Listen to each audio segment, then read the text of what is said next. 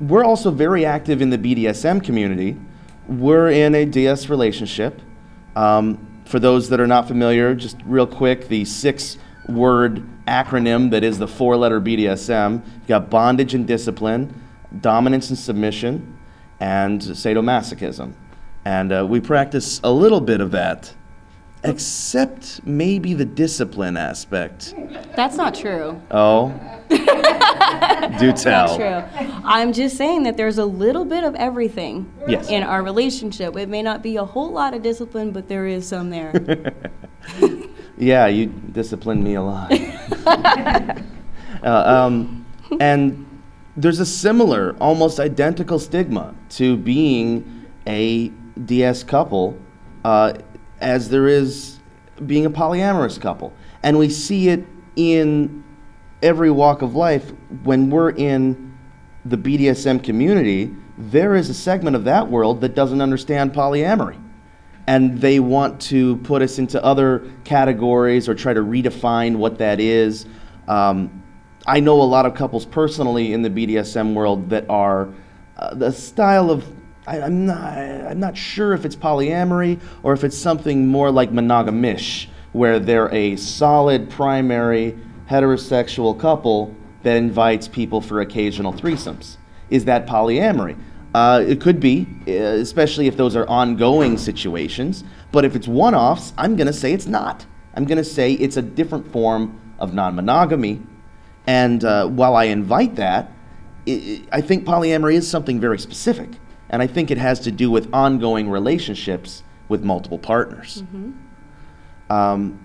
And so they'll sometimes question us, and we'll get microaggressions from that world, which you'd expect to be wildly open-minded.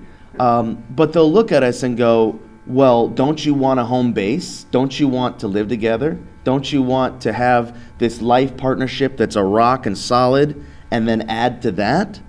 And oddly enough, no, that is not what we desire as individuals or as a couple. We live alone. We live separately. Our other partners live where they live. We are functionally a SoloPoly couple, and yet we're here today as partners. And about half of the week, 2, 3, 4 days a week, we are partners. But the rest of the time, we are staunch feminist individuals that are doing our own thing. Independent agents. And, does that need its own title? Is SoloPoly necessary? Maybe. I think that it is.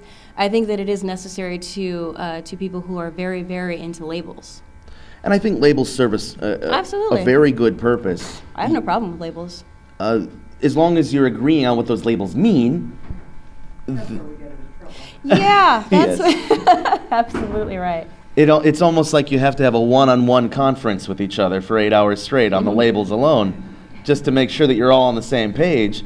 Or you can say, screw all the labels, let's define the attributes and adjectives that we're going to use and what our agreements will be. That would be a very interesting conversation.